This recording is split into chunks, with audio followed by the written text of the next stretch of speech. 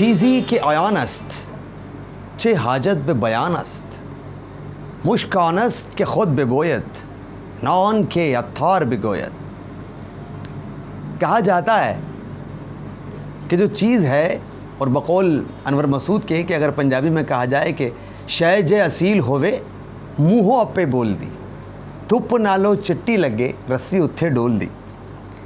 تو جو چیز ہوتی ہے، حقیقی شے ہوتی ہے، اس کو کسی تعریف کی ضرورت نہیں ہوتی. اور مشک ہے ہی وہ کہ وہ خود اپنے منہ سے بولے، یعنی کہ جب مشک کی خوشبو آئے تو کسی کو یہ بیان نہ کرنا پڑے کہ یہ مشک ہے. لیکن شاعری کے معاملات کچھ مختلف ہیں. شعر اپنے منہ میاں مٹھو تو نہیں بنتا، اپنی تعریف ضرور کرتا ہے، لیکن وقت کے بدلتے ہوئے مزاج میں، الفاظ کے متروکات میں یا اس کے کم استعمالات کی وجہ سے اس کے صحیح معنی اور مفاہیم ہمارے ذہن سے مٹ جاتے ہیں یا ہٹ جاتے ہیں، یا وقت بدلنے کے ساتھ ساتھ کچھ نئے زاویے پیدا ہو جاتے ہیں. اور ان زاویوں پر نظر رکھنا اور ان زاویوں کی وجہ سے شعر کو سمجھنا یا اس کے زمانوں کو سمجھنا، یہی خاصہ ہے شاعری کا. اور اسی مقصد کے لیے ہم یہ محفل سجاتے ہیں جس کا نام ہے شرح ادب، اور میں ہوں آپ کا میزبان وقار احمد وقار.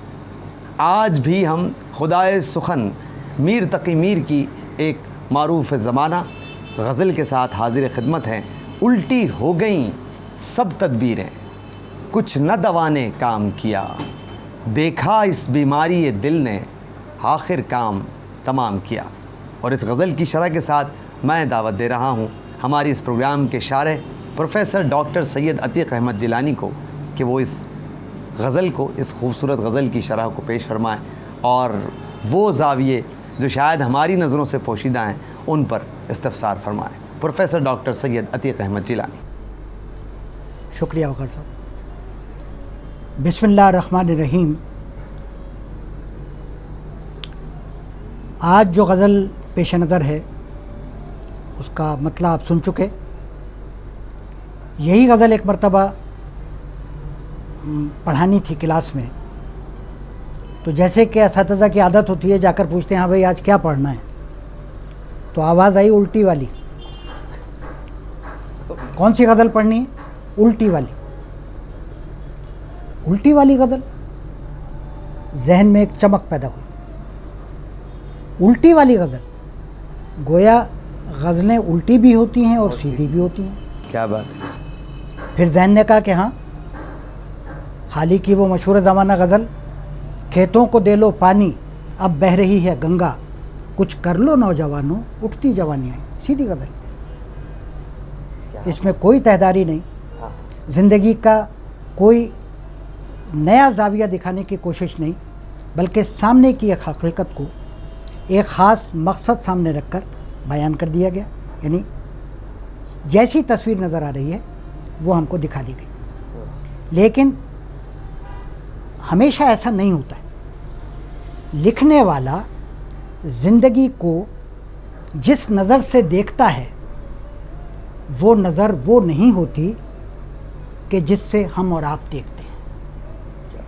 تصویر حیات کو تخلیق کار گھما کر بھی دیکھتا ہے، پھرا کر بھی دیکھتا ہے، دائیں سے دیکھتا ہے، بائیں سے دیکھتا ہے، اور اس کی گہرائی کا بھی جائزہ لیتا ہے. تو یوں الٹی غزل بھی وجود میں آتی ہے، ترچھی غزل بھی وجود میں آتی ہے، اور سیدھی غزل بھی وجود میں آتی ہے. الٹی ہو گئیں سب تدبیریں، کچھ نہ دوا نے کام کیا. الٹی ہو گئیں سب تدبیریں، کچھ نہ دوا نے کام کیا. دیکھا اس بیماری دل نے آخر کام تمام کیا. عہد جوانی رو رو کاٹا، عہد جوانی رو رو کاٹا، پیری میلی آنکھیں موند، یعنی رات بہت تھے جاگے، صبح ہوئی آرام کیا. ناحق ہم مجبوروں پر یہ تہمت ہے مختاری کی، ناحق ہم مجبوروں پر یہ تہمت ہے مختاری کی. چاہتے ہیں سو آپ کرے ہیں، ہاں ہم کو ابس بدنام کیا۔ سرزد ہم سے بے ادبی تو وحشت میں بھی کم ہی ہوئی۔ سرزد ہم سے بے ادبی تو وحشت میں بھی کم ہی ہوئی۔ کوسوں اس کی اور گئے، کوسوں اس کی اور گئے، پر سجدہ ہر ہر گام کیا۔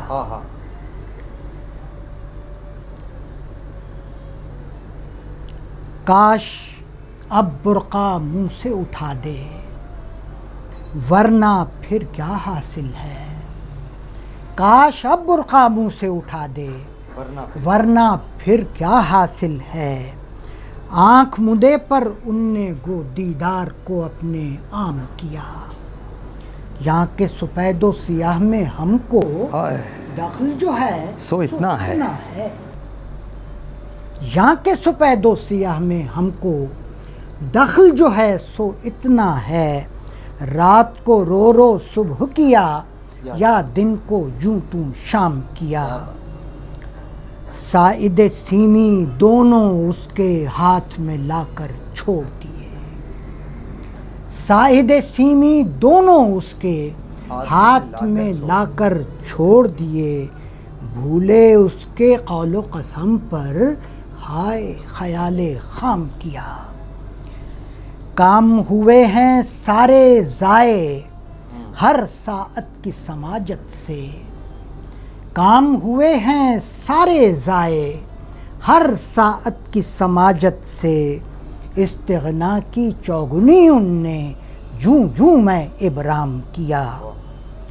ایسے آہوئے رم خوردہ کی وحشت کھونی مشکل تھی۔ ایسے آہوئے رم خوردہ کی وحشت کھونی مشکل تھی۔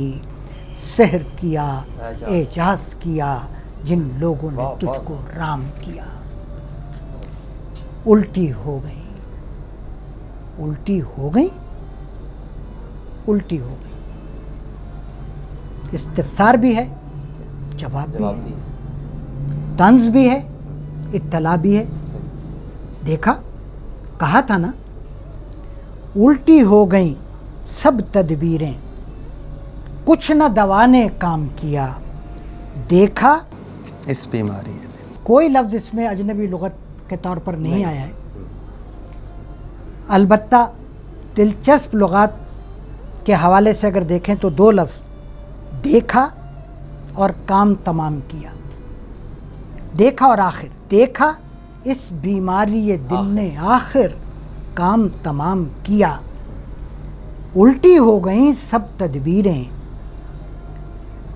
کوئی تدبیر آسان الفاظ میں، کارگر ثابت نہیں ہوئی۔ آسان الفاظ میں عام طالب علموں کو سمجھانے کے لیے اگر آپ بتانا چاہیں تو سادہ نثر یوں بیان ہو سکتی ہے کہ کوئی علاج نہیں ہو سکا بیماری دل کا، غم عشق کا کوئی علاج ممکن نہ ہوا، اور ہم کہتے تھے کہ باز آ جاؤ، تم باز نہیں آئے، اور نتیجہ سامنے ہے۔ آخر کام تمام ہو گیا نا، زندگی کا فیصلہ ہو گیا، زندگی کا اختتام ہو گیا، سانسوں کی ڈور کٹ گئی، اور یہی ہونا تھا۔ الٹی ہو گئیں سب تدبیریں، سب تدبیریں، لفظ سب میں مضمر ہیں بے شمار تدبیریں، جتنی ممکن تھی۔ اگر شاعر کوئی ایک تدبیر لکھ دیتا تو شعر محدود ہو جاتا۔ الف سے یہ تک جتنی ممکن ہو سکتی تھی تدبیریں، اس میں پیار سے سمجھانا، ڈانٹ ڈپٹ، مار پیٹ، زجر و توبیخ، زندہ میں قید کرنا، زندہ میں بھی شورش نہ گئی اپنے جنوں کی، اب سنگ مداوا ہے اس سا شفتہ سری کا۔ تو سمجھانے بجھانے سے لے کر سنگ زنی تک کے تمام مراحل اس لفظ سب نے سمیٹ لیے۔ الٹی ہو گئیں سب تدبیریں، سارے علاج کر کے دیکھ لیے، ساری تدبیریں آزما لی، نہ کوئی دوا کام آئی، نہ کوئی ٹوٹکا، نہ کوئی نسخہ۔ یہ بیماری دل بڑی ظالم بیماری۔ کیا بات ہے۔ کیا میر چاہتے ہیں کہ یہ بیماری نہ ہو؟ نہیں ایسا بھی نہیں. حالی تو چاہتے تھے. وہ کیا ہے، قوموں کو کھا کے چھوڑا، اے عشق تو نے اکثر قوموں کو کھا کے چھوڑا. صحیح. حالی ایک اور فضا میں سوچ رہے تھے، ایک اور دور میں غور کر رہے تھے، اور وہ چیزوں کو افادی نقطہ نظر سے دیکھ رہے تھے. ان کے پیش نظر مقاصد کچھ اور تھے. اور میر جس فلسفیانہ سطح پر عشق اور بیماری دل کی بات کر رہے ہیں، اس کا تقاضا یہ نہیں ہے کہ اس کا خاتمہ کر دیا جائے. اشارہ اس کی پائندگی کی طرف ہے، اس کی پختگی کی طرف ہے کہ ختم نہیں ہوتا. مطلوب ہاں خاتمہ نہیں ہے. صحیح. یعنی شاعر یہ نہیں چاہتا، یہ تلقین نہیں کر رہا کہ ہماری جو تدبیریں ہیں، جو علاج ہیں، ان کے پیش نظر کوئی باز آ جائے. صحیح. مرض بڑھتا گیا جوں جوں دوا کی، الٹی ہو گئیں سب تدبیریں، الٹی ہو گئیں سب تدبیریں. لہجہ بدل کے دیکھیے، الٹی ہو گئیں نا. نہیں مانتے تھے، نہیں سنتے تھے، سمجھاتے تھے نا. ہم کتنا کہا، خود سمجھایا، دوستوں سے کہلوایا، کہاں کہاں سے بات پہنچائی، لیکن سمجھ میں نہیں آئی، آنی بھی نہیں تھی. کیونکہ بیماری کوئی نزلہ زکام کی بیماری نہ تھی، بیماری یہ دل ہے. بیماری یہ دل تھی. عشق. اور یہ وہ عشق ہے کہ جس سے اگر انسان باز آ جائے تو پھر میدان کربلا میں قدم ڈٹتے نہیں، اکھڑ جاتے. یہ عشق ہے جو بڑے بڑے مارکے سر کرواتا ہے. یہ عشق ہے جو پیچھے ہٹنے سے روکتا ہے. کیا بات. دیکھا، لفظ دیکھا بہت خاص ہے، بڑا لطف ہے اس میں. دیکھا اس بیماری دل نے، اشارہ خاص طور اس بیماری دل نے آخر کام تمام کیا نا. اس میں نا کا لفظ نہیں ہے، تاکید، حرف تاکید. ہاں لہجہ بتا رہا. کیا بات. دیکھا اس بیماری دل نے آخر کام تمام کیا، عہد جوانی رو رو کاٹا. حاصل کیا تھا مطلع کا؟ عشق ہونا چاہیے. حاصل یہ تھا، بیماری ختم نہیں ہوگی. جی حاصل وہی تھا جو میر کو ان کے والد کی وصیت تھی، نصیحت تھی، بیٹا عشق کرو اور کسی کے کہنے پر کان نہ دھرو، ٹھیک ہے، دواؤں پر اعتبار نہ کرو، علاج ممکن ہی نہیں. عہد جوانی رو رو کاٹا، رو رو کاٹا، پیری میلی آنکھیں موند. یعنی رات بہت تھے جاگے، بہت تھے جاگے، صبح ہوئی آرام کیا. طالب علموں کے لیے جوانی کا دور رو رو کر گزار دیا، بڑھاپا آیا تو سو گئے. مر گئے. یہ آسان لفظوں میں بیان کر رہا ہوں. جوانی کا دور رو رو کے گزار دیا، بڑھاپا آیا تو سو گئے. یعنی رات کے جاگے ہوئے تھے، نیند تو آنی تھی نا، رات جاگ کر گزاری تھی، آنکھوں میں کاٹی تھی، رو رو کر گزاری تھی. جب رو رو کر گزاری تھی تو سونا کہاں نصیب ہوتا. صحیح. یعنی رات بہت تھے جاگے، صبح ہوئی آرام کیا. جوانی رات اور بڑھاپا صبح. ہماری عام سوچ کے مطابق الٹی غزل پڑھ رہے ہیں نا ہم. ہماری سیدھی سوچ ہمیں کیا بتاتی ہے کہ جوانی اور بچپن دن ہے اور بڑھاپا رات. دن کام کاج میں گزر گیا، سارے عملی کام دن کو ہو گئے، اب آرام کا وقت آ گیا رات کا. لیکن میر نے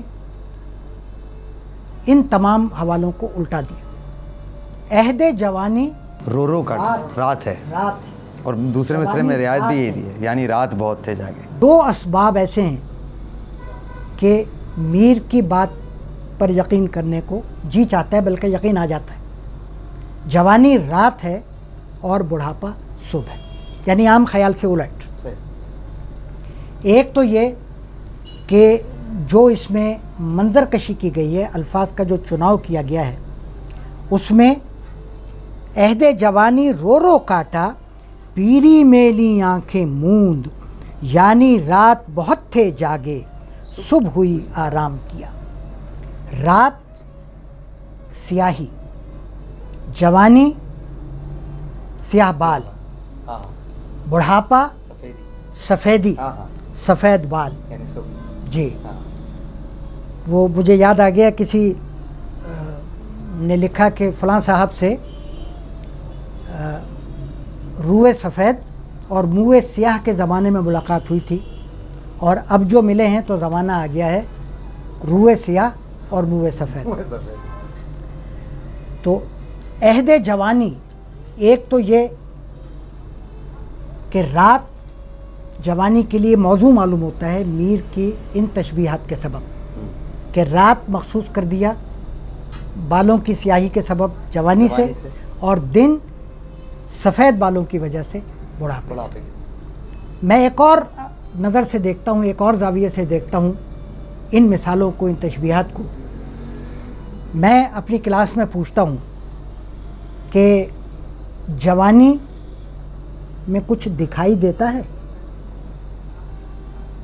رات میں کچھ نظر آتا ہے؟ مماثلت ہو گئی، ہاں صحیح میں کچھ نظر نہیں آتا، اور جب نظر آنے لگتا ہے تو وقت صبح ہوتا ہے ہاں ہاں اور بڑھاپا ہوتا ہے۔ ٹھیک ہے، سحر آتی ہے، جی ہاں، اچھا یہ سفیدی اور دیکھنے سیاہی کے قابل ہو جاتا ہے۔ دیکھنے کا قابل ہو جاتا ہے، جوانی کچھ دیکھنے نہیں دیتی۔ عہد جوانی رو رو کاٹا۔ اب رعایتوں کی طرف میں نہیں آ رہا ہوں، وہ آپ لوگ مناسبتیں، رعایتیں، جی ہاں، اس کا اندازہ آپ لوگوں کو ہو چکا ہے، اور پڑھے لکھے لوگوں کو ویسے ہی ہے کہ رات کی رعایت سے صبح صبح، جی ہاں، صنعت تضاد بھی موجود ہے۔ اچھا، رو رو کر رات کاٹنے میں جس اضطرابی کیفیت کا بیان ہے، اس کے ہوتے ہوئے نیند کا سوال ہی پیدا نہیں ہوتا، اور جب پوری رات کوئی شخص جاگے گا تو صبح کو سونا ہی ہے، اس میں سونا ہی سونا ہے اسے، اور ممکن ہے کہ بڑھاپا بھی جلدی آ جائے۔ جی ہاں، اگر یہ پوری زندگی رات ہے، جوانی کا پورا عرصہ رات ہے، اور رو رو کر گزر رہا ہے، غم و اندوہ میں گزر رہا ہے، جد و جہد میں گزر رہا ہے، پریشانی میں گزر رہا ہے، تو پھر اس کے اثرات ظاہر ہے کہ بڑھاپے کی شکل میں جلد ظاہر ہوں گے، اور جلد صبح ہو جائے گی۔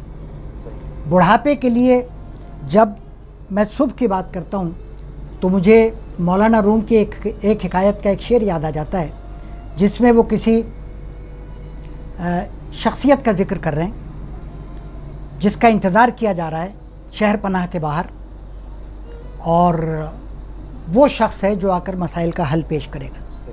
ظاہر ہے کہ جو مسائل کا حل پیش کرنے کے لیے آئے گا تو اسے کامل ہونا چاہیے، عالم ہونا چاہیے، پرمایہ ہونا چاہیے۔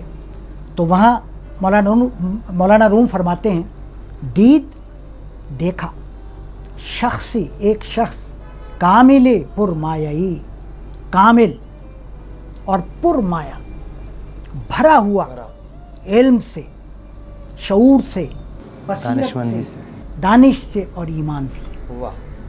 دید شخصی کامل پرمایائی، دیکھا کہ ایک شخص آ رہا ہے، کیسا ہے وہ شخص؟ کامل پرمایہ، آفتابی درمیانی سایہ، ایسے آ رہا ہے کہ جیسے سورج رات کا سینہ چیر۔ کیا بات ہے! تو بڑھاپا جوانی سے یوں طلوع ہوتا ہے، پورے شعور کے ساتھ، پورے تجربے کے ساتھ، پوری دانائی کے ساتھ، کہ جیسے صبح رات سے ظہور کرتی ہے۔ عہد جوانی رو رو کاٹا، پیری میلی، پیری میلی آنکھیں موند، یعنی رات بہت تھے جاگے، آہا، بہت جاگے تھے۔ واہ واہ واہ، کیوں جاگے تھے؟ عشق، کیا جانیے کس کام میں بیدار رہے ہیں؟ شعر یاد آ گیا ہوگا آپ کو۔ بہت جاگے، صبح ہوئی آرام کیا، یعنی یہ اس جاگنے کا لازمہ ہے، لازمی نتیجہ ہے کہ سونا ہے۔ رات کا لازمہ ہے صبح، جوانی کا لازمہ ہے بڑھاپا، زندگی کا لازمہ ہے موت۔ یعنی یہ سفر آپ چاہیں نہ چاہیں اسی سمت کو جائے گا، اسی طرف ہمیں لے کے جائے گا۔ عہد جوانی رو رو کاٹا، ارے پیری میں لی آنکھیں موند، یعنی رات بہت تھے جاگے، صبح ہوئی یا آرام کیا۔ بعض شعر تو ایسے آتے ہیں کہ محفل کے ڈیکورم کا خیال کرنا پڑتا ہے، ورنہ تو سر پیٹنے کو جی چاہتا ہے، بعض جگہ سینہ کوبی کو جی چاہتا ہے، کیفیت کے شعر ہو جاتے ہیں۔ ناحق ہم مجبوروں پر،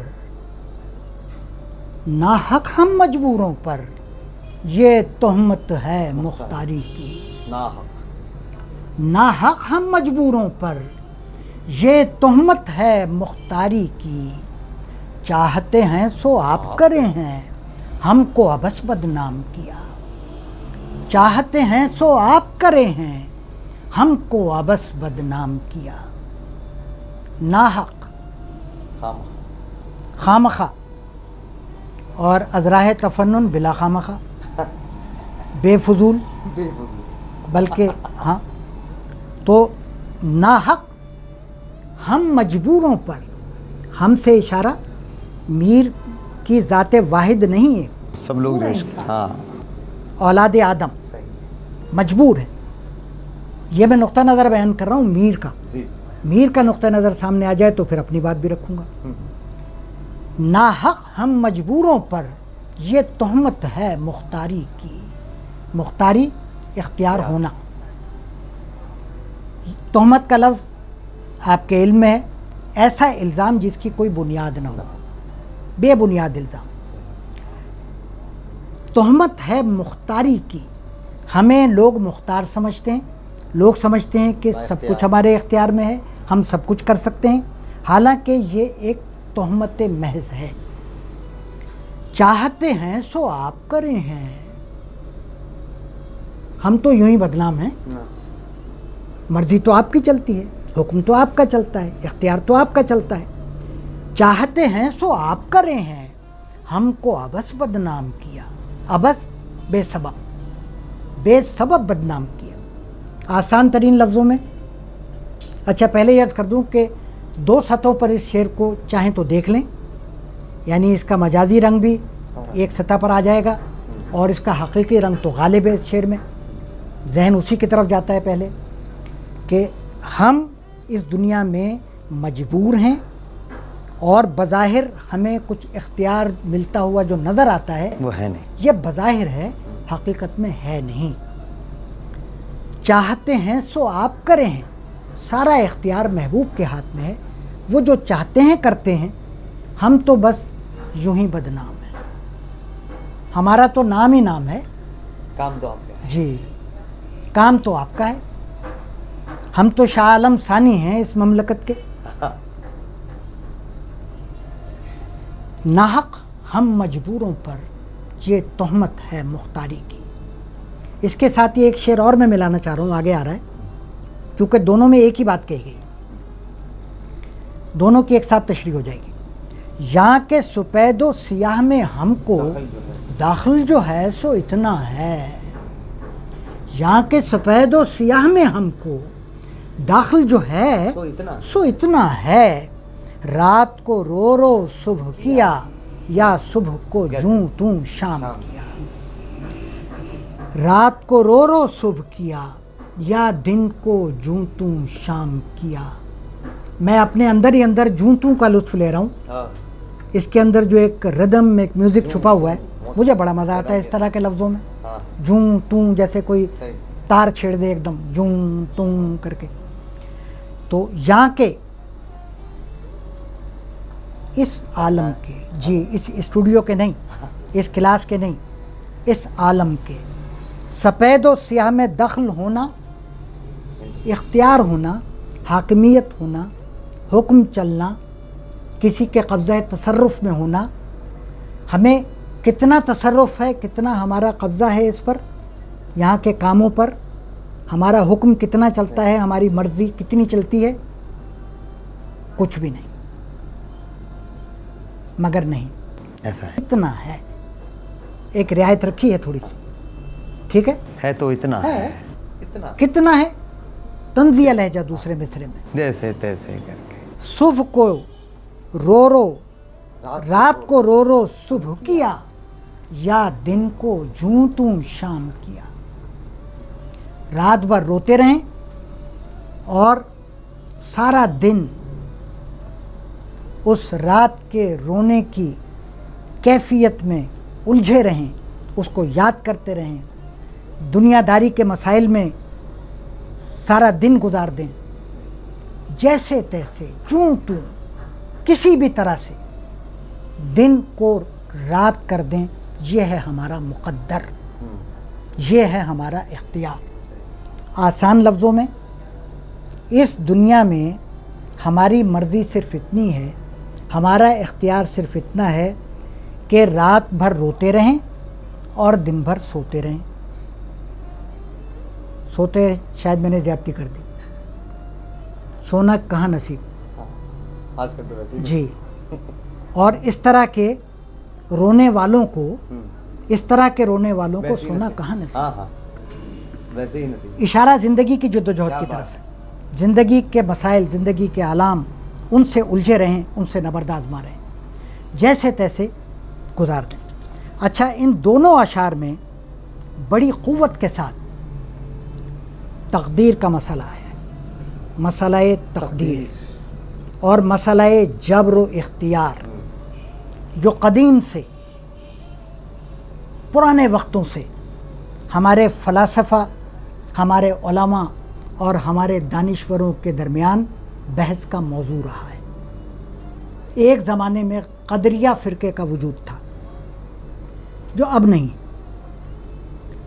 جو اس بات پر یقین رکھتے تھے کہ ہم جو چاہیں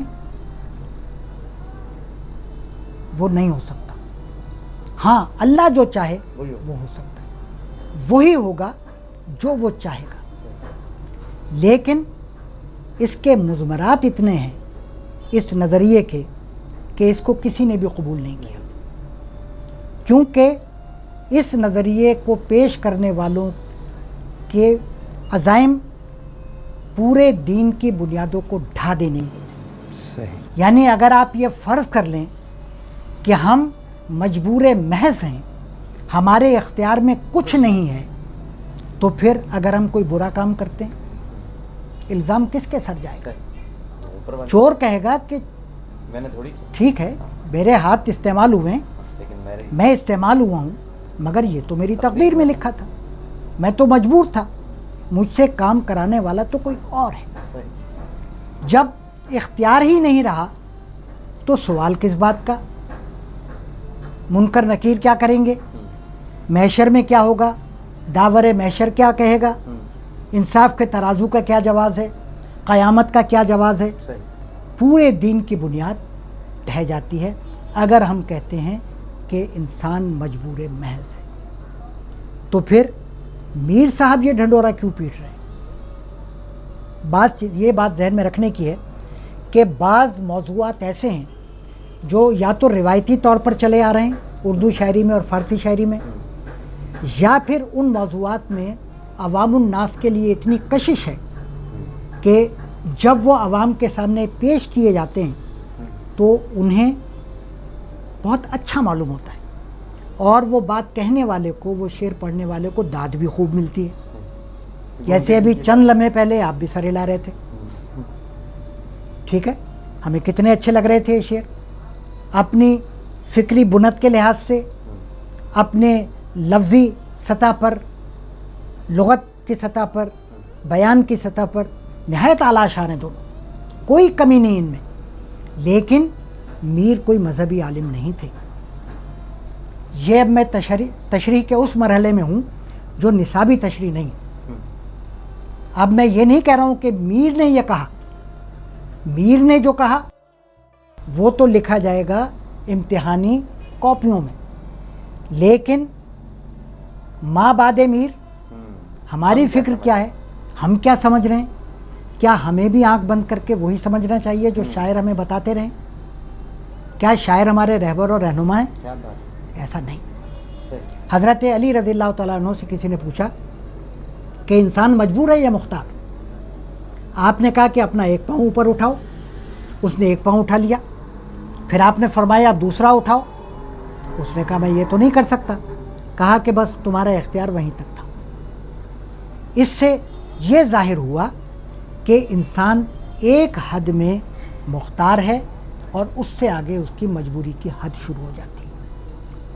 ہم اپنے ڈی این اے کے لیے مجبور ہیں، اپنے انگلیوں کے نشانات کے لیے مجبور ہیں، ہم اپنی پیدائش کے مقام اور خاندان کے لیے مجبور ہیں، ہم اپنی موت کے وقت اور مقام کے لیے مجبور ہیں، لیکن آج کی پکائیے، آج کیا پکائیں، آج کیا کھائیں، گھر میں پکائیں یا باہر سے منگوائیں، اس کے لیے ہمیں نہیں پوچھنا ہے کسی سے، یہ ہمارا اختیار ہے، یہ ہماری مجبوری نہیں۔ اچھا، مسئلہ تقدیر ہماری ایمانیات کا حصہ ہے، اچھی اور بری تقدیر پر، لیکن اس کی توجیحات کرنے میں عوام الناس سے غلطیاں ہوتی ہیں۔ علماء کے ذہن صاف ہے، عوام الناس سے غلطیاں ہوتی ہیں اور اس کے نتائج بڑے خطرناک ہوتے ہیں۔ اس کے نتائج میں بے عملی پیدا ہوتی ہے، زندگی سے فرار کا رجحان پیدا ہوتا ہے۔ یہی سبب ہے کہ مصلحین نے اور اقبال جیسے شعراء نے سختی سے تردید کی ہے تقدیر جی تقدیر کے اس عوامی تصور نقطہ کی، نظر کی، صحیح، عوامی نقطہ نظر کی، بلکہ میں تو کہتا ہوں کہ میر کے یہاں بھی بعض جگہ وہ اصلی نقطہ نظر مل جاتا ہے۔ توکل کا معاملہ بھی اس سے جڑا ہوا ہے، توکل کا معاملہ بھی صحیح، بالکل جڑا ہوا ہے کہ ہم یہ سوچتے ہیں کہ اللہ پہ چھوڑ دو، جو لکھا ہوگا وہ ہو جائے گا، ہمیں کچھ کرنے کی کیا ضرورت ہے۔ توکل، مسجد نبوی میں حضور صلی اللہ علیہ وسلم تشریف فرما ہے، ایک بدو مسجد میں آتے ہیں اور پھر واپس جاتے ہیں صحابی، اور پھر آواز آتی ہے میرا اونٹ بھاگ گیا۔ اندر آتے ہیں روتے پیٹتے ہوئے، فریاد کرتے ہوئے، حضور سے کہتے ہیں کہ حضور میرا اونٹ بھاگ گیا۔ آپ نے فرمایا، پوچھا کہ کیا تم نے اسے باندھا تھا؟ اس نے کہا کہ نہیں۔ کہا میں نے اللہ پہ توکل کیا تھا۔ حضور نے فرمایا پہلے اونٹ کو باندھو پھر اللہ پہ توکل کرو۔ میر کہتے ہیں تجاہل، تغافل، تساہل کیا، ہوا کام مشکل، توکل کیا۔ یعنی میر بھی گھوم پھر کر اسی نتیجے پر پہنچتے ہیں۔ اچھا، تقدیر صرف 2-3 جملوں میں، تقدیر ہے علم الہی، اندازہ الہی۔ اندازہ الہی کا اندازہ آپ اندازہ آدم سے یا اندازہ انسان سے نہ لگائیے۔ اندازے ہمارے بھی ہوتے ہیں، ہم کسی شاگرد کے کام کو دیکھ کر، اس کی لکھائی کو دیکھ کر، اس کی کام چوری کو دیکھ کر 6 مہینے پہلے کہہ دیتے ہیں کہ یہ تو فیل ہوگا، اور وہ ہو جاتا ہے۔ اور فیل ہونے کے بعد وہ کہے کہ یہ تو ٹیچر نے میری تقدیر میں لکھ دیا تھا، ایسا نہیں۔ اللہ نے ہمیں آزادی دی۔ اچھا، آزادی کن امور میں ہے؟ احکامات میں۔ زندگی اور موت میں ہم پابند ہیں، احکامات میں۔ نماز پڑھو حکم ہے، ہم پڑھتے بھی ہیں نہیں بھی پڑھتے، یہ اختیار آ گیا نا۔ زکوٰۃ دو، دیتے بھی ہیں نہیں بھی دیتے۔ تمام احکامات میں ہمیں آزادی بھی ہے، ہمیں اختیار بھی ہے، مرضی بھی ہے ہماری۔ تو اسی لیے اقبال نے کہا کہ تقدیر کے پابند نباتات و جمادات، تقدیر کے پابند نباتات و جمادات، مومن فقط احکام الہی کا ہے پابند۔ ہمیں تو صرف اس کا حکم دیکھنا ہے اور کچھ نہیں۔ ناحق ہم مجبوروں پر یہ تہمت ہے مختاری کی، چاہتے ہیں سو آپ کرے ہیں، ہم کو ابس بدنام کیا۔ اس کے لہجے میں ایک قلندرانہ شان ہے، شوخی ہے، یہ ہر ایک کے بس کی بات نہیں۔ اقبال کے شکوہ میں کہیں کہیں نظر آ جاتی ہے، تو یہ وہ شوخی دکھائی دیتی ہے۔ ناحق ہم، اچھا، یعنی کوئی اپنے محبوب سے اس لہجے میں بات کر سکتا ہے؟ اچھا، خود ہی خود سب کچھ کر رہے ہیں، ٹھیک ہے، ہمیں تو کوئی اختیار دیا ہی نہیں۔ حجت ہے ایک طرح کی۔ سرزد ہم سے بے ادبی تو وحشت میں بھی کم ہی ہوئی، سرزد ہم سے بے ادبی تو وحشت میں بھی کم ہی ہوئی، کوسوں اس کی اور گئے، کوسوں اس کی اور گئے، پر سجدہ ہر ہر گام کیا۔ سرزد وہ عمل جو غیر ارادی ہو، غیر ارادی وقوع کو سرزد ہونا کہیں گے۔ سرزد ہم سے بے ادبی اور وحشت ایک داخلی کیفیت ہے جو انسان کے اپنے اختیار میں بھی نہیں ہوتی، تو وحشت کی کوئی تعریف ممکن نہیں، وحشت ایک کیفیت ہے۔ سرزد ہم سے بے ادبی تو وحشت میں بھی کم ہی ہوئی۔ اچھا، وحشت میں خود پر اختیار نہیں ہوتا ہے، وحشت وہ کیفیت ہے جو انسان سے اس کا اختیار چھین لیتی ہے۔ کوسوں اس کی اور گئے۔ اچھا، اور کا لفظ ہم عوام الناس سے دن رات سنتے رہتے ہیں، اور کیا حال ہے، اور سناؤ، لیکن یاد رہے کہ یہ اور طرف جی ساقی کی اور ہے، میکش کی اور واہ واہ، یہ اور ہے، وہ اور کیا بات ہے، تو یہ وہ والی اور نہیں ہے، یہ اور ہے، سمت ہے، طرف ہے۔ کوسوں اس کی اور گئے، ایک فاصلے کا پیمانہ، کوس جو اب استعمال نہیں ہوتا اور وہ بھی اختلافی ہے، 3000 گز، 4000 گز، 2500 گز، بہرحال یہ اگر آپ صرف اتنا سمجھ لیں کہ بہت دوری کے معنوں میں استعمال ہو، صحیح، بہت زیادہ فاصلہ، کوسوں، بہت زیادہ دور، کوسوں اس کی اور گئے پر سجدہ، پر سجدہ ہر گام کیا۔ گام قدم،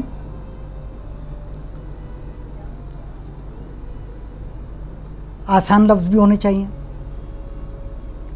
سرزد ہم سے بے ادبی تو وحشت میں بھی کم ہی ہوئی۔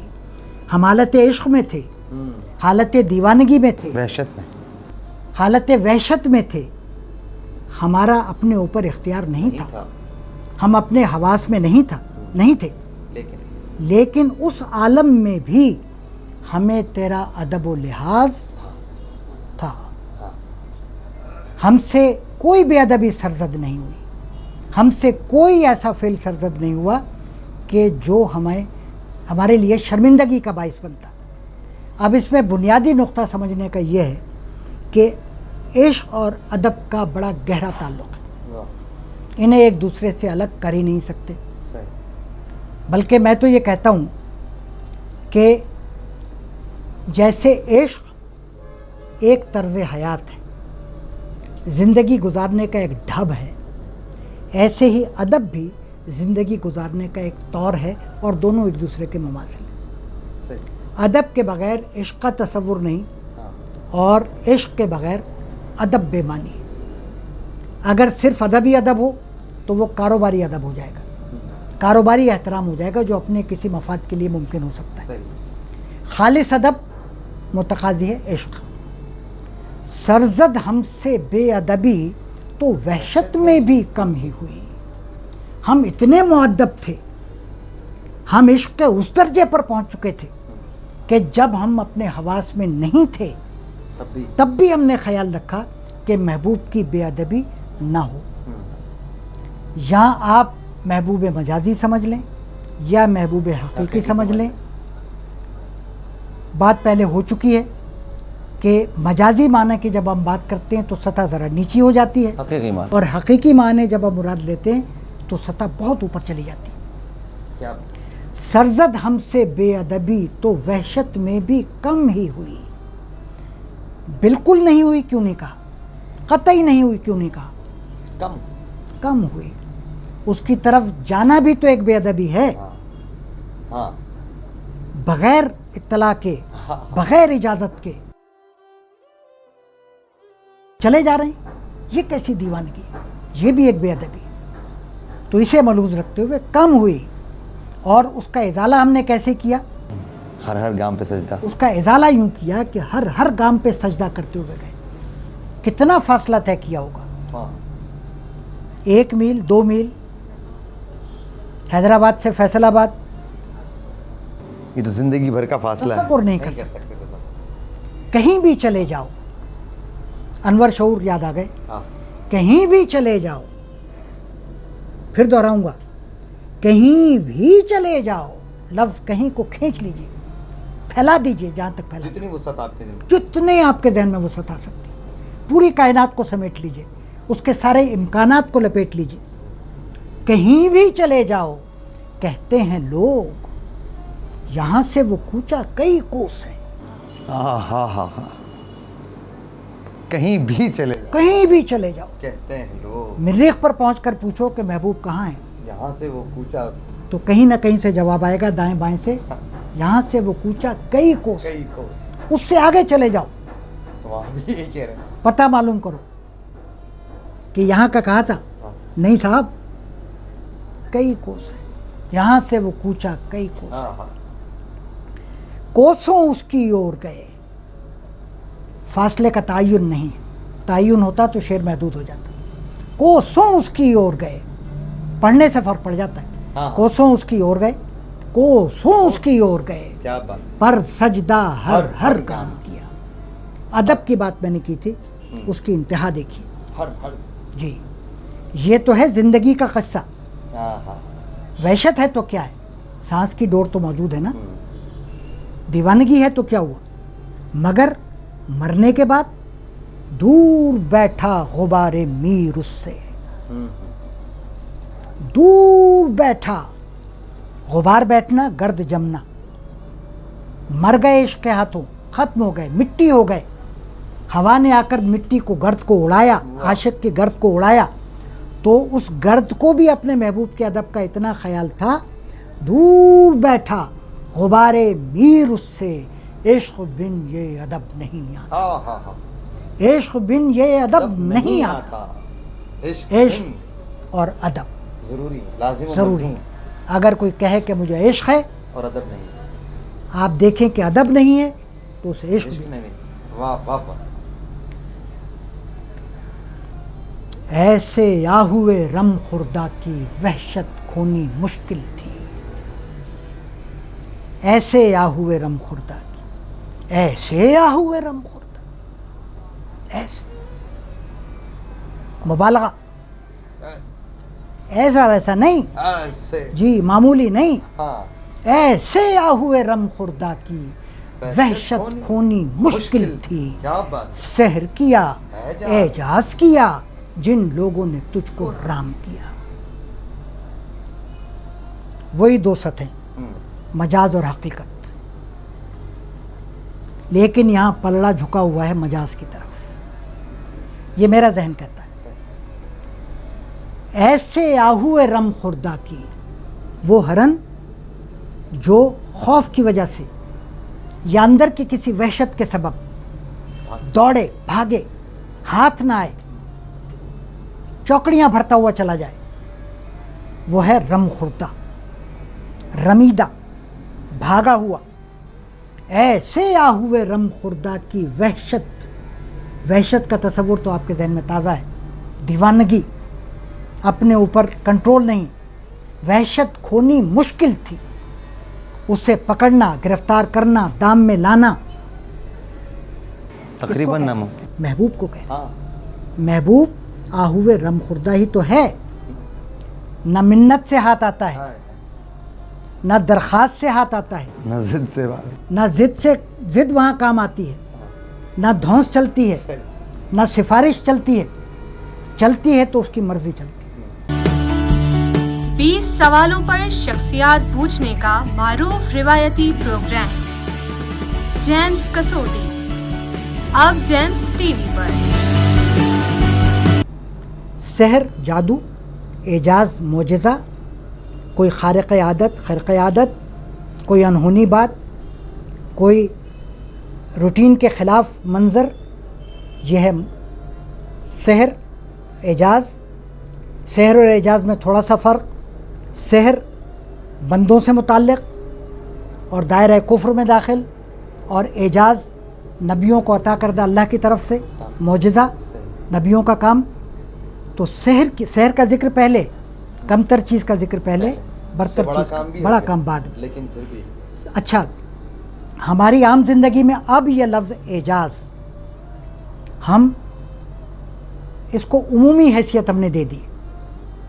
اعجاز مسیحائی کہہ دیتے ہیں ہم، اعجاز سخن کہہ دیتے ہیں، اعجاز کلام، اعجاز بیان کہہ دیتے ہیں، یعنی بندوں کے لیے بھی ہم معجزہ یا اعجاز کا لفظ معمولی معنوں میں استعمال کر لیتے ہیں، یہ ہمارا روزمرہ ہے، لیکن اصل میں یہ معجزہ متعلق ہے انبیاء سے۔ سحر کیا، اعجاز کیا جن لوگوں نے تجھ کو رام کیا۔ رام کرنا، قابو میں لانا، قبضے میں لانا اور اپنا مانوس کرنا۔ آسان لفظوں میں محبوب جیسے ہاتھ میں نہ آنے والے ہرن کو تشبیہ ہے یہاں پر، قابو میں لانا، اس کو اپنے قریب لانا، اس پر اپنا اثر ثابت کرنا، اسے اپنے اثر میں لانا ممکن نہیں تھا، مشکل تھا، دشوار تھا۔ جن لوگوں نے بھی یہ کام کیا، بڑا جن لوگوں نے بھی یہ کام کیا، یا تو ان کے پاس کوئی جادو تھا، ہاں یا ان کے پاس کوئی معجزہ تھا، یا انہوں نے کوئی اعجاز دکھایا۔ ٹھیک ہے، سحر کیا، اعجاز کیا جن لوگوں نے تجھ کو رام کیا۔ اور اسے قابو کر لینے کی وجہ سے ہی دماغ ہمارا مجاز کی طرف جاتا ہے، حقیقی کی طرف نہیں جائے گا کہ اس کو قابو نہیں کیا جا سکتا۔ قابو نہیں کیا جا سکتا، مجاز کو تو آپ پھر بھی کسی طرح سے اپنے کر سکتے ہیں۔ یعنی اس کی لفظیات ہمیں لے جاتی ہیں مجاز کی طرف۔ جی ہاں، اگر ہم حقیقی محبوب کی بات کریں گے، اللہ تعالیٰ کی بات کریں گے، تو وہاں رام نہیں تو رکاوٹ پیدا ہوگی اس کی تفہیم۔ صحیح۔ ایسے آہوے رم خوردہ کی وحشت کھونی مشکل تھی، سحر کیا، پہلے کمتر بات کی اور زور پیدا کرنے کے لیے، سحر کیا، اعجاز کیا جن لوگوں نے تجھ کو رام کیا۔ اچھا، ایک بات چلتے چلتے اور ہو جائے کہ آپ سے پہلے بھی بات ہوئی ہے توسیع معانی کی۔ شاعر کچھ سوچتا ہے، قاری کچھ سوچتا ہے، اس کے عہد کا قاری، کتاب پڑھنے والے کے ذہن میں کچھ اور معنی آ سکتے ہیں، ممکن ہے، اور آنے والے زمانے کچھ اور معانی کا تعین کر سکتے ہیں۔ اسی لیے ہم دیکھتے ہیں کہ بہت سے رومانٹک قسم کے اشعار یا فلسفیانہ قسم کے اشعار کوئی سیاستدان اپنی مخالف پارٹی کے حوالے سے سنا رہا ہوتا ہے اور وہ بالکل فٹ بھی ہو جاتے ہیں۔ یہ توسیع معانی، یعنی ان اشعار کے اندر تفہیم کا پھیلاؤ، وسعت ہے ان کے اندر۔ تو یہ شعر بھی مجھے ایسے ہی اشعار میں معلوم ہوتا ہے کہ یہ کوئی بھی آزادی سے استعمال کر سکتا ہے کسی بھی مشکل شخص کو قابو کرنے کے بعد، کسی بھی مشکل مسئلے کو حل کرنے کے بعد۔ کاش اب برقع منہ سے اٹھا دے، کاش کا جواب نہیں ہے اس میں، جو حسرت ہے، واہ واہ واہ، کاش اب برقع منہ سے اٹھا دے ورنہ پھر کیا حاصل ہے، ورنہ پھر کیا حاصل ہے۔ اس میں لا حاصلی کا کیسا گہرا تاثر ہے، ورنہ پھر کیا حاصل ہے۔ اندازہ ہے کہ اگر برقع منہ سے نہیں اٹھا تو ہماری کیفیت کیا ہوگی۔ آنکھ مندے پر ان نے گو دیدار کو اپنے عام کیا، آنکھ مندے پر ان نے گو دیدار کو اپنے عام کیا۔ یہاں مجاز اور حقیقت آپس میں جڑے ہوئے ہیں۔ سادہ سے معنی، ہمارا محبوب ہمیں اپنا چہرہ دکھا دے، دیدار کرا دے۔ شاعری میں یہ بڑی حسرت بار بار دہرائی جاتی ہے کہ محبوب کا دیدار اس کے لیے روایتی موضوع ہے، اس کے لیے منتیں کی جا رہی ہیں، سماجت کی جا رہی ہے۔ کاش اب برقع منہ سے اٹھا دے، ہمارا محبوب ہمیں دیدار کرا دے، ورنہ کیا فائدہ، کیا حاصل، ورنہ کب، نہ اٹھا۔ آنکھ مندے پر ان نے گو دیدار کو اپنے عام کیا۔ یہاں معنی کی پھر دو رخ ہو جاتے ہیں۔ کس کی آنکھیں مندی؟ محبوب کی، تو دیدار عام ہو گیا، سب نے دیکھ لیا، سب نے دیکھ لیا، پھر کیا فائدہ۔ مرنے کے بعد منہ دیکھا تو کیا، تو اس وقت یہ مرضی، یہ ذہن میں احساس غالب رہے گا کہ اس منہ دکھائی میں اس شخص کی اپنی مرضی تو شامل ہی نہیں۔ لطف تو جب تھا نا کہ اپنی مرضی سے دیدار کراتا، اپنی مرضی سے برقع منہ سے اٹھتا۔ اور دوسرا رخ، ہماری آنکھیں مندنے کے بعد، جب ہماری آنکھیں ہی مند گئیں اب کیا، تو اب دیدار کرانے کا فائدہ غیروں کو تو ہوگا، ہمیں نہیں ہوگا۔ ہمیں نہیں ہوگا. صحیح. اچھا اس کا حقیقی پہلو، کاش اب برقع منہ سے اٹھا دے. منہ پہ برقع ڈال رکھا ہے حقیقت ازلی نے. اللہ رب العزت نے اس کائنات کو تخلیق کیا، خود کہاں ہے؟ ہمارے دائیں بائیں ہیں، ہماری شہرت سے زیادہ ہمارے نزدیک ہے، لیکن نظر نہیں آتا. کیوں نظر نہیں آتا؟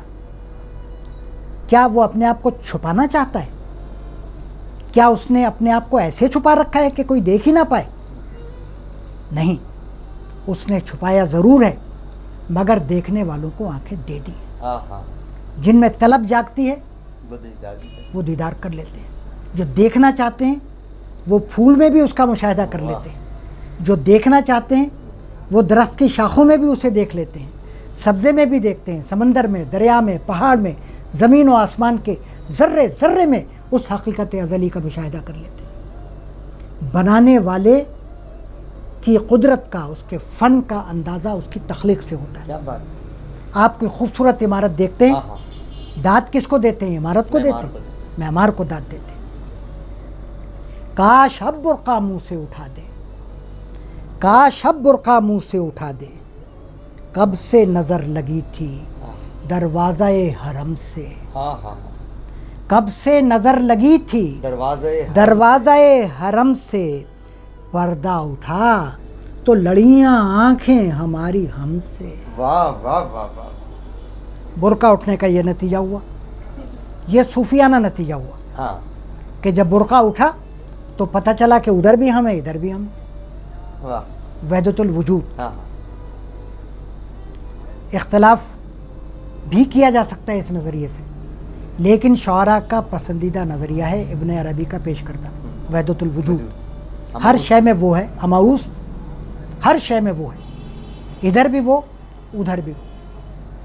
تو کاش اب پردہ منہ سے اٹھا دے، ورنہ پھر کیا حاصل ہے. تھا وہ تو رشک حور بہشتی حمیم میر، کہیں چھپا ہوا نہیں تھا، ہمارے درمیان ہی تھا. کاش پھول کو دیکھ کر اندازہ کر لیتے، ستاروں کو دیکھ کر اپنے رب کا سراغ لگا لیتے، چاند کو دیکھ کر پہچان لیتے اپنے رب کو، اور کسی کو نہ دیکھتے اپنے آپ ہی کو دیکھ لیتے.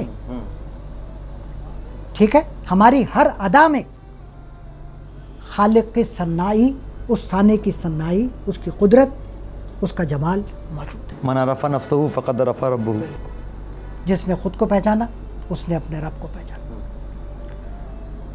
تو تھا وہ تو رشک حور بہشتی حمیم میر، وہ خوبصورت محبوب کہ جس پر فردوس کی حوریں بھی رشک کریں، وہ کہیں دور نہیں تھا، کہیں چھپا ہوا نہیں تھا. وہ رب، وہ خالق، وہ ہمارے آس پاس ہی تھا. سمجھے نہ ہم تو فہم کا اپنی قصور تھا. سمجھے نہ ہم، اللہ کو قصوروار نہیں ٹھہرا سکتے. اس نے تو اپنے آپ کو چھپایا، مگر کیسے چھپایا یہ بتا رہے ہیں غالب. محرم نہیں ہے تو ہی نواحائے راز کا. غالب کہتے ہیں محرم نہیں ہے تو ہی نواحائے راز کا، یہاں ورنہ جو حجاب ہے پردہ ہے ساز کا. یہ جو برقع ہے، یہ جو پردہ ہے، یہ چھپانے کے لیے نہیں، خوب پردہ ہے کہ چلمن سے لگے بیٹھے ہیں، صاف چھپتے بھی نہیں، سامنے آتے بھی نہیں. تو ہمارے محبوب حقیقی کا وہی عالم ہے، صاف چھپتے بھی نہیں، سامنے آتے بھی نہیں. تو اللہ تعالیٰ نے جو پردہ ڈال رکھا ہے اپنی حقیقت پر، وہ ساز کا پردہ ہے. ساز آپ نے دیکھا ہوگا، پردے والا کوئی ساز، وہ آواز کو روکنے کا ذریعہ بنتا ہے یا پھیلانے کا. آواز اس میں سے چھن کر باہر آتی ہے. تو کائنات کے رازوں پر جو پردہ پڑا ہوا ہے وہ ساز کا پردہ ہے، یعنی وہ دکھانے کے لیے ہے، چھپانے کے لیے نہیں. اور محرم نہیں ہے تو ہی. غالب بھی الزام انسان ہی کو دے رہے. اگر تو خدا سے آگاہ نہیں ہوا، اگر تو اس کو نہیں دیکھ پایا، تیرے اندر بصیرت نہیں جاگی، تیرے اندر شعور بیدار نہیں ہوا، تو قصور تیرا ہے. محرم نہیں ہے تو ہی نواحائے راز کا، یہاں ورنہ جو حجاب ہے پردہ ہے ساز کا.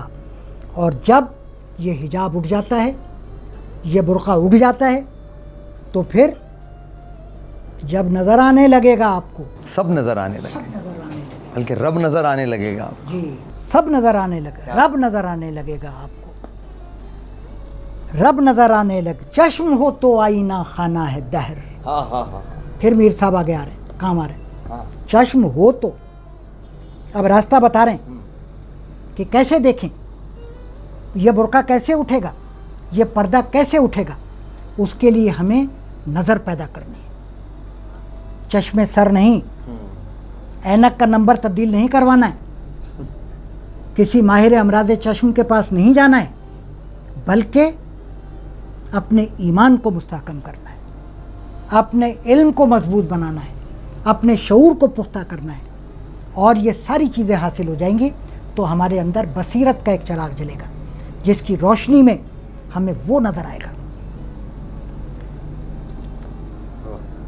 چشم ہو، چشم ہو تو، شرط کتنی بڑی ہے، چشم ہو تو آنکھ ہونی چاہیے بھائی، ٹھیک ہے، ورنہ یہ برقع بھی اٹھ جائے تو کچھ نہیں ہوگا۔ چشم ہو تو آئینہ خانہ ہے دہر، اگر آنکھیں کھل جائیں، دل کی آنکھ کھل جائے تو ہر طرف آئینے لگے ہوئے نظر آئیں گے، اور ہر آئینے میں کیا نظر آئے گا؟ حقیقت ازلی کا عکس نظر آئے گا۔ کیا ایسا نہیں ہے کہ صبح نظر آئے گا شام نظر نہیں آئے گا، ہر جی، اور ناشتے سے پہلے نظر آئے گا، ناشتے کے بعد نظر نہیں آئے گا، ہمہ وقت نظر آئے گا، دائیں دیکھو گے، بائیں دیکھو گے، آگے پیچھے اوپر نیچے، کیونکہ آئینہ خانہ بن جائے گا۔ اور مزید یہ کہ منہ نظر آتے ہیں دیواروں کے بیچ، واہ دیواریں چھپاتی ہیں۔ دیوار کیوں بنائی جاتی ہے؟ اس لیے کہ ادھر کا ادھر نظر آئے، نظر نہ آئے، لیکن جب اندر کی آنکھ کھل جائے تو منہ نظر آتے ہیں دیواروں کے بیچ، مگر شرط چشم ہو تو آئینہ خانہ ہے دہر۔ سائد سیمی، لطف کا شعر ہے بہت، ہاں ہاں اب دو شعر رہ گئے ہیں اور مختصر بات کروں گا۔ سائد سیمی دونوں اس کے ہاتھ میں لا کر چھوڑ دیے۔ سائد سیمی، سائد کلائیاں، کوہنی اور ہتھیلی کے درمیان کی جگہ یہ سائد، اور سیمی چاندی کی، سائد سیمی دونوں، چاندی جیسی، ہاں ہاں سائد سیمی دونوں اس کے ہاتھ میں لا کر چھوڑ دیے، بھولے اس کے قول و قسم پر، ہائے خیال خام کیا۔ تصور کریں سائد سیمی کا، سیمی سے معذرت کے ساتھ، سائد سیمی دونوں اس کے ہاتھ میں لا کر چھوڑ دیے، کیمرہ لگا ہوا ہے، ڈرامہ چل رہا ہے، ٹھیک ہے، کیسی ڈرامائیت ہے یہ، منظر ہے جی، اور اس کا تعلق بصارت سے ہے، ہاں ہاں یہ بصری امیج ہے۔ سائد سیمی دونوں اس کے ہاتھ میں لا کر چھوڑ دیے، مقصد ہاتھ میں آیا اور پھر خود ہی ہاتھ سے جانے دیا، ٹھیک ہے، ہاں دونوں چاندی جیسی کلائیاں ہاتھ میں آ گئی تھیں لیکن ہم نے خود ہی چھوڑ دی۔ سائد سیمی دونوں اس کے ہاتھ میں لا کر چھوڑ دیے، بھولے اس کے قول و قسم پر، بھولے، یقین کیا، غلط فہمی کا شکار ہو گئے، دام میں آ گئے، غلط فہمی کا شکار ہو گئے، بھولے، یقین کر لیا، کس پر؟ اس کے قول و قسم پر۔ کچھ ابہام ہے، کچھ بات چھپا دی میر صاحب نے، جیسے کہ اکثر اشعار میں چھپا دی جاتی ہے، تاکہ ہم سوچیں، تاکہ ہم لطف لیں، ہم اپنا کوئی ڈرامہ بنائیں۔ اگر ڈرامے میں ہر بات بتا دی جائے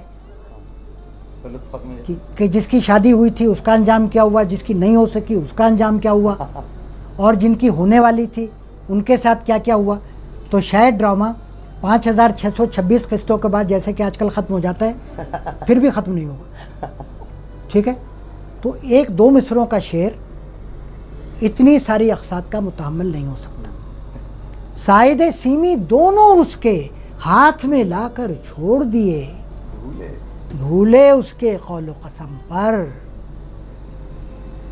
دل میں یہ بات کہی جا رہی دل میں.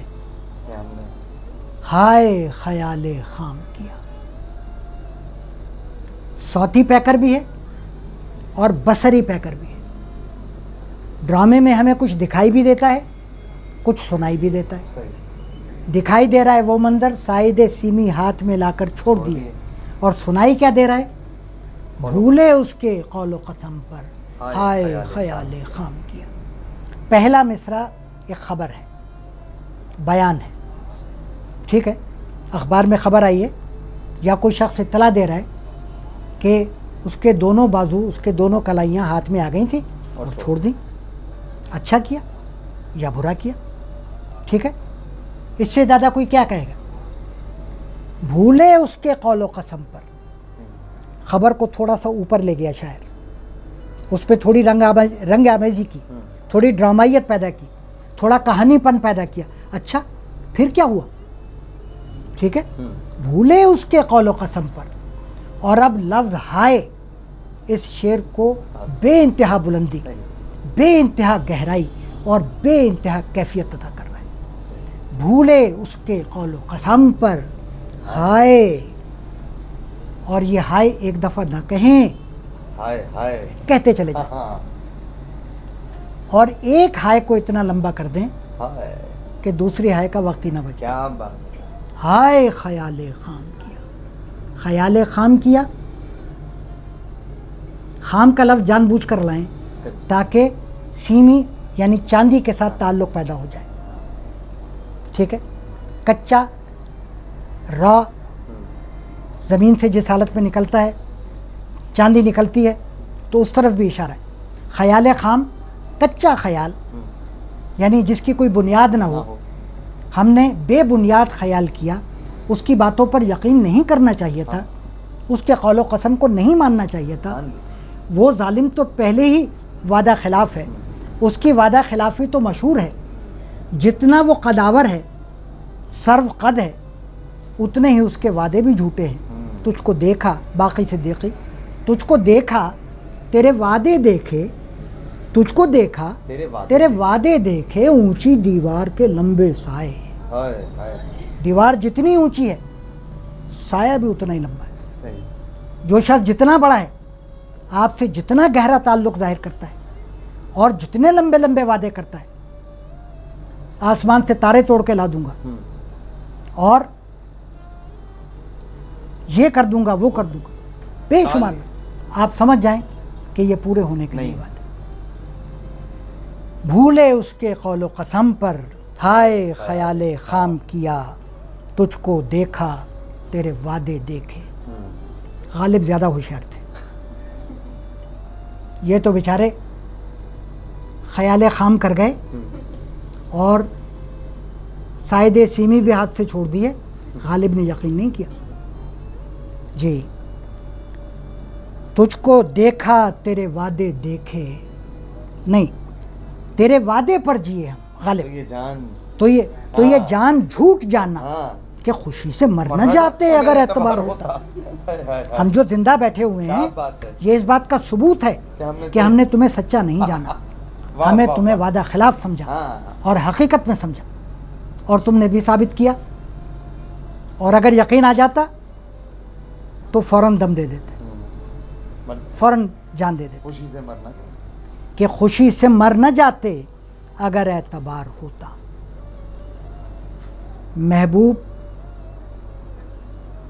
سے کہیے بجا, آئی ایم ایف سے مذاکرات چل رہے ہیں, ورلڈ بینک سے مذاکرات چل رہے ہیں, بڑے سبز باغ دکھا رہے ہیں, یہ کرو تو یوں ہو جائے گا, یہ کرو تو یوں ہو جائے گا, فلاں کام سے آپ کو یہ فائدہ ہو جائے گا. آپ یقین کرتے چلے جا رہے ہیں, آپ سوچ رہے ہیں کہ اس کے سائد سیمی ہمارے ہاتھ میں, ٹھیک ہے. اس کے قول و قسم پر ہم آپ کے ساتھ ہیں, ٹھیک ہے. آپ کے لیے امداد کا یہ پیکج منظور ہو گیا, اتنے F-16 آپ کے لیے, اتنے آپ کے لیے فلاں چیزیں, اتنی آپ کے لیے فلاں چیزیں, اور اختتام. یہ میں اشارہ دے رہا ہوں آپ کو صرف, یعنی شعر کو آپ توسیع معانی کے اصول کے تحت جہاں چاہیں لے جائیں. کوئی پابندی نہیں. آخری شعر. کام ہوئے ہیں سارے ضائع. لفظ سارے خاص ہے.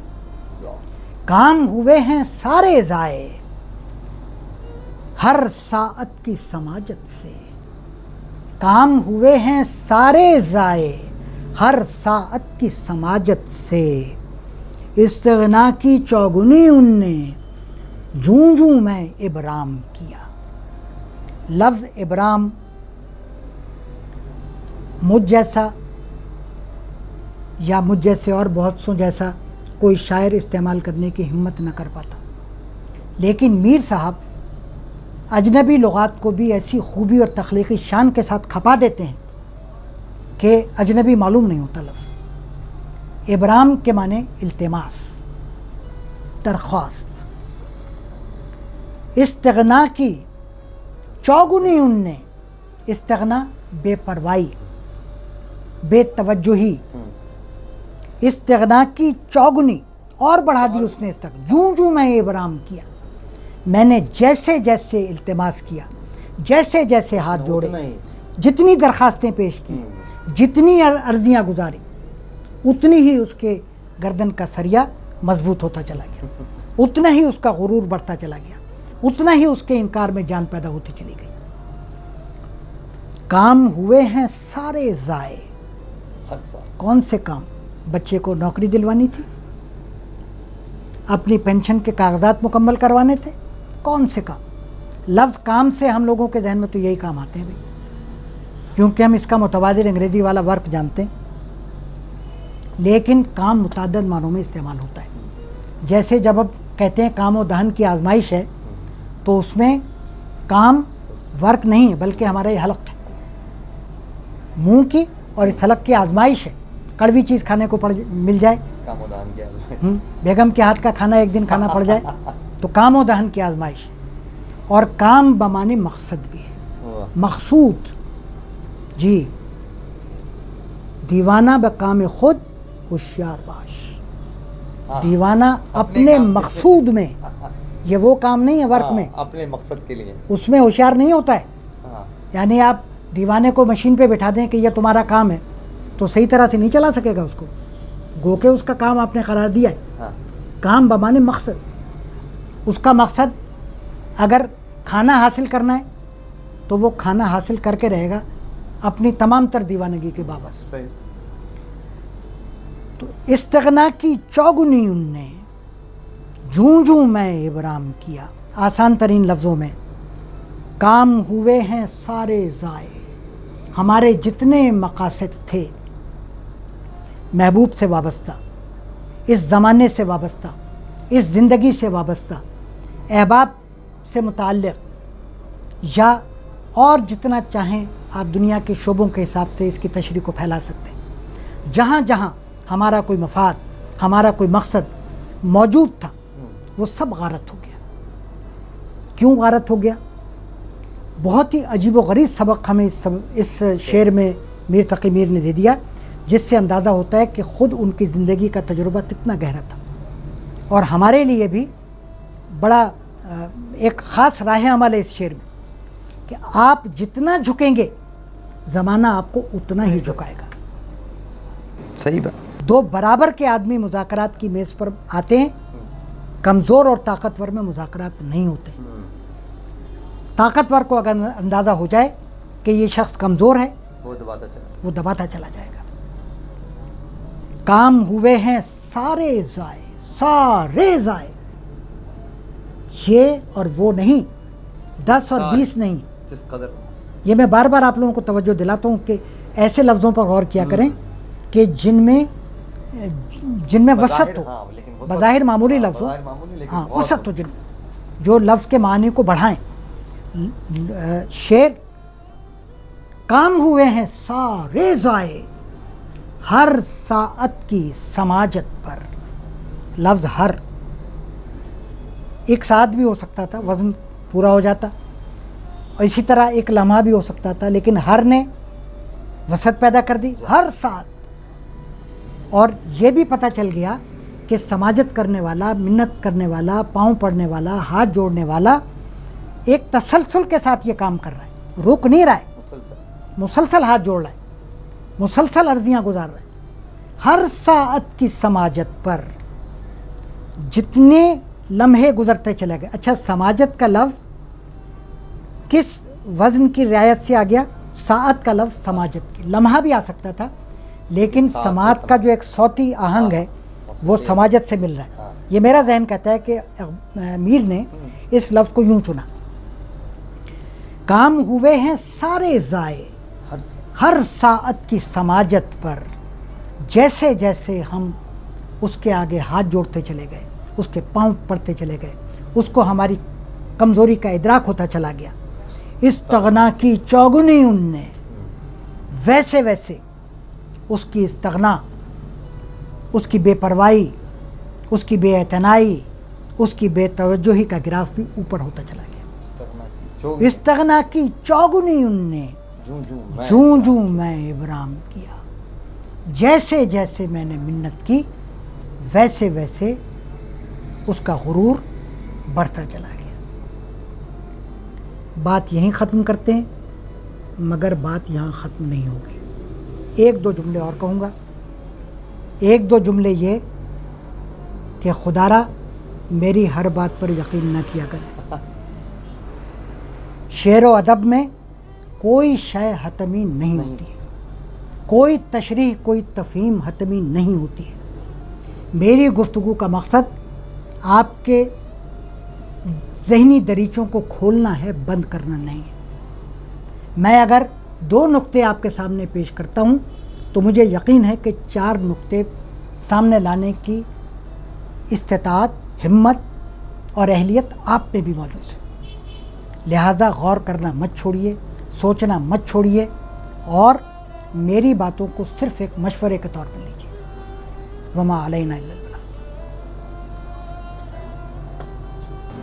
احمد ندیم قاسمی نے کہا تھا، میں کسی شخص سے بیزار نہیں ہو سکتا، ایک ذرہ بھی تو بیکار نہیں ہو سکتا. اس قدر پیار ہے انسان کی خطاؤں سے مجھے کہ فرشتہ میرا معیار نہیں ہو سکتا. کیوں سرے دیوار یہ نرخ کی تکرار ہوئی، گھر کا آنگن کبھی بازار نہیں ہو سکتا. اور وہ جو ایک شے ہے پس اشعار ندیم، وہ جو ایک شے ہے پس اشعار ندیم، اس کا الفاظ میں اظہار نہیں ہو سکتا. ناظرین کرام، یقیناً آپ کو آج کا یہ پروگرام، آج کی یہ غزل، اس کی شرح پسند آئی ہوگی. اسی یقین کے ساتھ کہ آپ ہمیں سن رہے ہیں اور اپنی سوچ کو وہ وسعت دے رہے ہیں جس کے ہم متلاشی ہیں اور جس کے لیے ہم یہ محنت کر رہے ہیں. دعاؤں میں یاد رکھیے گا. ملتے رہیں گے انشاءاللہ. اگلے پروگرام میں آپ سے پھر ملاقات ہوگی. اس وقت تک کے لیے اجازت دیجیے. اللہ حافظ.